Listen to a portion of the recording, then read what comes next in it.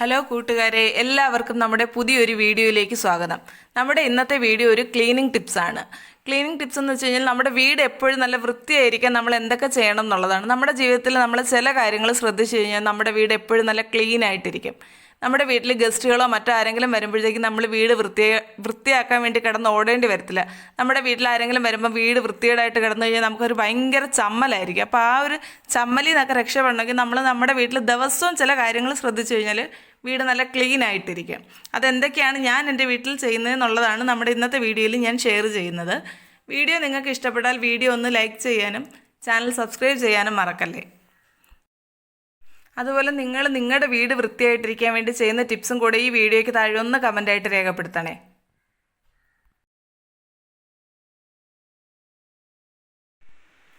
നമ്മളെപ്പോഴും ശ്രദ്ധിക്കേണ്ട ഒരു കാര്യമാണ് നമ്മുടെ പത്രങ്ങൾ, ന്യൂസ് പേപ്പറൊക്കെ വായിച്ചു കഴിഞ്ഞാൽ ആ ദിവസം തന്നെ അത് മടക്കിയെടുത്ത് അതിൻ്റെ കറക്റ്റ് പൊസിഷനിൽ വെക്കുക എന്നുള്ളത്. അവിടെ പത്രങ്ങളിൽ കൂടിക്കിടക്കാൻ സമ്മതിക്കരുത്.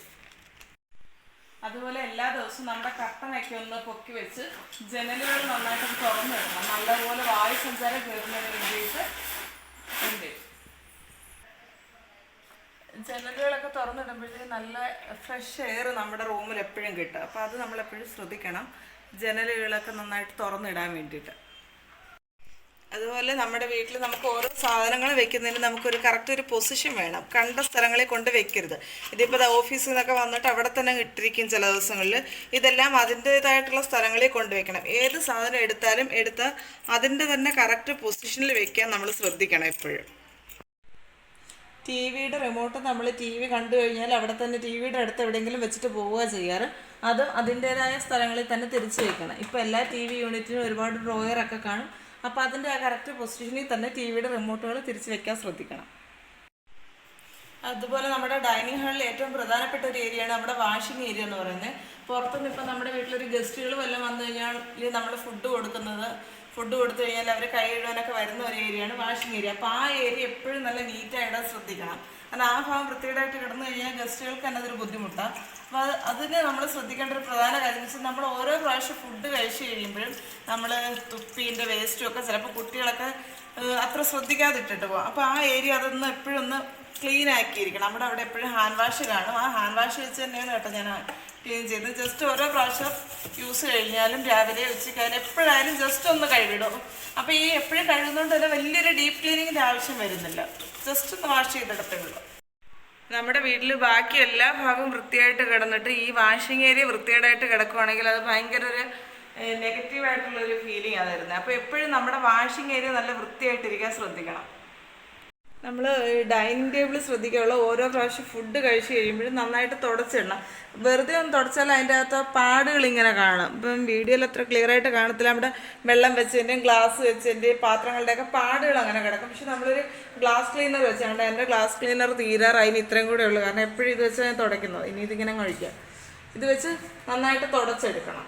അതുപോലെ തന്നെ ഈ ഗ്ലാസ് ക്ലീനർ വെച്ച് തുടച്ചെടുത്തിട്ട് പിന്നെ വേറെ കാര്യം നമ്മൾ ശ്രദ്ധിക്കാനുള്ളത് വെച്ചാൽ നമ്മുടെ ഈ ഡൈനിങ് ടേബിളിൻ്റെ കസേരകളില്ലേ ഡിസോർഡർ ആയിട്ട് കിടക്കാതിരിക്കാൻ ശ്രദ്ധിക്കണം. അത് എപ്പോഴും അതിൻ്റെ ആ ഒരു കറക്റ്റ് പൊസിഷന് ആ 6 എണ്ണം ഇപ്പം ഞങ്ങളുടെ 6 ചെയറിൻ്റെയാണ്. അപ്പോൾ ആ 6 എണ്ണവും ആ കറക്റ്റായിട്ട് അതിൻ്റെ കറക്റ്റ് പൊസിഷനിൽ തന്നെ ഇടണം. നമ്മൾ വലിച്ചു വാരി അങ്ങോട്ടോ ഇങ്ങോട്ടോ നീക്കി ഇടരുത്. അതങ്ങനെ ആ കസേരകൾ കറക്റ്റായിട്ട് കിടക്കുമ്പോൾ തന്നെ നമ്മുടെ റൂമിനൊരു ഭംഗിയാണ്. ഡൈനിങ് ടേബിൾ എപ്പോഴും ക്ലിയർ ആയിട്ടിരിക്കാൻ ശ്രദ്ധിക്കണം. നമ്മുടെ കുട്ടികളുടെ പുസ്തകമോ ബുക്കോ അതുപോലെ നമ്മൾ പെട്ടെന്ന് എടുത്തിട്ട് ഓരോ സാധനവും കൊണ്ടുവന്നാൽ അതിൻ്റെ മേളിൽ വെക്കരുത്. അതിൻ്റെ മുകൾ വശത്ത് ഡൈനിങ് ടേബിളിൻ്റെ പുറത്ത് ഓരോന്ന് കിടന്നു കഴിഞ്ഞ് കഴിഞ്ഞാൽ അതൊരു പുറത്തുനിന്ന് വരുന്നവർക്ക് തന്നെ അതൊരു ഭയങ്കര ഒരു വൃത്തിയില്ലായ്മ ഫീൽ ചെയ്യും. എപ്പോഴും ഡൈനിങ് ടേബിളിൻ്റെ പുറത്ത് ഒന്നും ഇല്ലാതിരിക്കാൻ ശ്രദ്ധിക്കണം. ചിലപ്പം ഒരു ഫ്ലവറോ അങ്ങനെ എന്തെങ്കിലും നമ്മൾ വെച്ച് കൊടുത്താൽ അത് നല്ലതോ. അല്ലാതെ അനാവശ്യമായിട്ടുള്ള ഒരു സാധനവും ഡൈനിങ് ടേബിളിൻ്റെ പുറത്ത് വെക്കാതിരിക്കാൻ ശ്രദ്ധിക്കണം.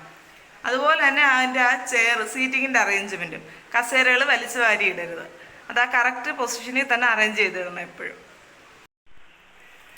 നമ്മൾ ഈ വീട്ടിൽ എന്തെങ്കിലും അലങ്കാരത്തിന് വേണ്ടിയിട്ട് ഫ്ലവേഴ്സ് അങ്ങനെയൊക്കെ വാങ്ങി വയ്ക്കും. പക്ഷെ അത് കുറച്ച് ദിവസം തുടയ്ക്കാതിരുന്നു കഴിഞ്ഞാൽ അതിൻ്റെ ഭയങ്കര പൊടിയായിരിക്കും. അങ്ങനെ പൊടി പിടിച്ചിരിക്കാതിരിക്കാൻ എപ്പോഴും ശ്രദ്ധിക്കണം. ഇടയ്ക്ക് എപ്പോഴെങ്കിലും ഡെയിലി തുടച്ചില്ലെങ്കിൽ ആഴ്ചയിൽ ഒരു ദിവസമെങ്കിലും അതിൻ്റെ ഒന്ന് പൊടി ഒന്ന് അടിച്ചു കൊടുത്തിട്ട് അതിൻ്റെ കറക്റ്റ് പൊസിഷനിൽ തന്നെ വെക്കണം. എപ്പോഴും പൊസിഷൻ മാറാതിരിക്കാൻ ശ്രദ്ധിക്കണം. അതാണ് നമ്മുടെ വീടിൻ്റെ ക്ലീനിങ്ങിൽ ഏറ്റവും ശ്രദ്ധിക്കേണ്ട കാര്യം എന്ന് വെച്ചാൽ ഓരോ സാധനത്തിനും ഓരോ പൊസിഷൻ ഉണ്ട്. ആ പൊസിഷനിൽ തന്നെ നമ്മൾ ഈ സാധനങ്ങൾ മെയിൻറ്റെയിൻ ചെയ്ത് വെച്ചിരുന്നാൽ നമ്മുടെ വീട് എപ്പോഴും നല്ല ഭംഗിയായിട്ട് തന്നെ ഇരിക്കും. ഒരു ഗസ്റ്റുകൾ വരുമ്പോൾ നമ്മൾ കിടന്ന് ഓടേണ്ടി വരത്തില്ല വീട് വൃത്തിയാക്കാൻ വേണ്ടിയിട്ട്. അടുത്ത നമ്മുടെ ബെഡ്റൂം കാണിച്ചു തരാം.